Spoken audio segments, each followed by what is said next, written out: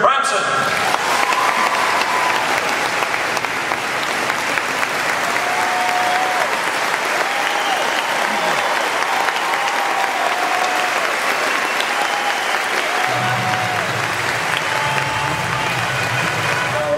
I love Wales, and it's obviously famous for its sea life. And if I get a vote, I promise you I'll vote. I like to be popular wherever I am. So one in the box for the Bay of London. Now, before we get into some of the serious questions, I just wanted to explode a couple of myths in some of the material that we read about you. To start with, you're a man who's reputed to be a multi-billionaire, started over 350 companies and all of this other stuff. But it is said that you had dyslexia when you were young and actually left school when you were 15 years old. Is that true? It is true, and I think when I was 15, they'd never heard of dyslexia, so I was just stupid at school.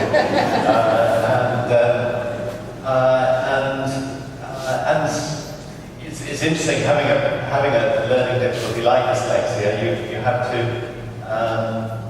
you have to try to exceed at the things you're good at and try to maybe delegate or forget the things you're bad at.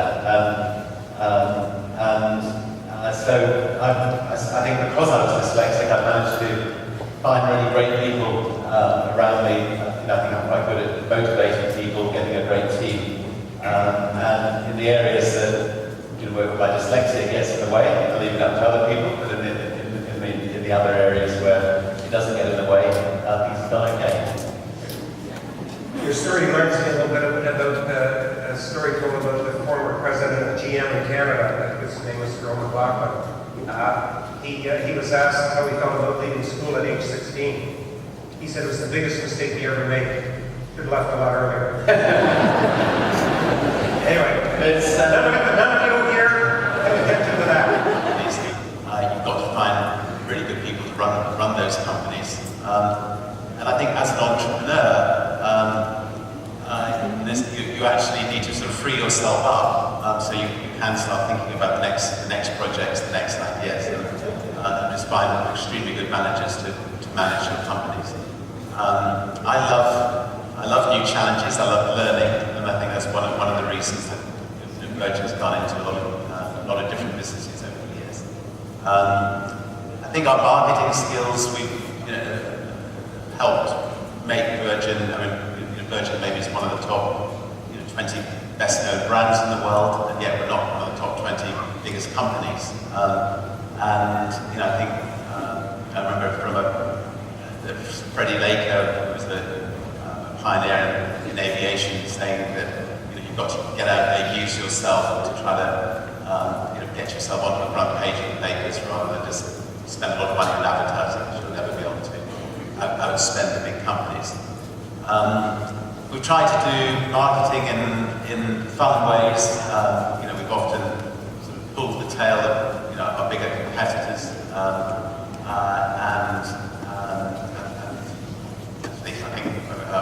was going to tell one quick story there. There was British Airways, who are our biggest competitor in the airline business. They were sponsoring the London Wheel opposite the House of Commons.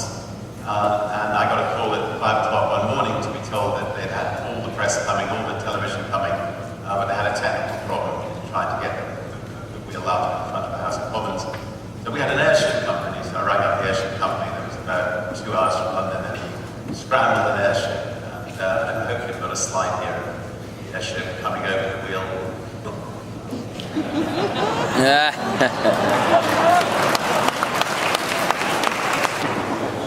So humor as well as pulling the tail of a bigger competitors can help. We also, Virgin Atlantic, offer masseuses on all our planes, and BA were launching quite a big Dirty Tricks campaign against our little airline. So we took some full posters, and see if we got one of our posters, which we took at the time as well.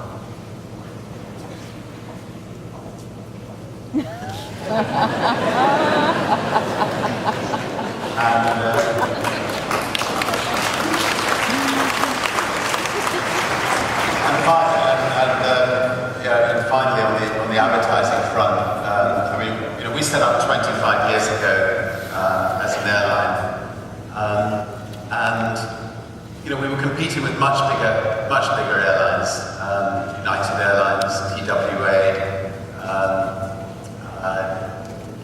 Air Florida, anyway, an enormous amount of enormous airlines. We started with just one plane. And I think the reason that they've all gone bust and we've survived the last 25 years is that we've run our airline, getting every single little detail right with the airline. We give our staff the tools to do a good job, and we make it fun for people to fly the airline. And we're not embarrassed about adding a little bit of glamour as well, as I think our advert that celebrates our 25th anniversary will show.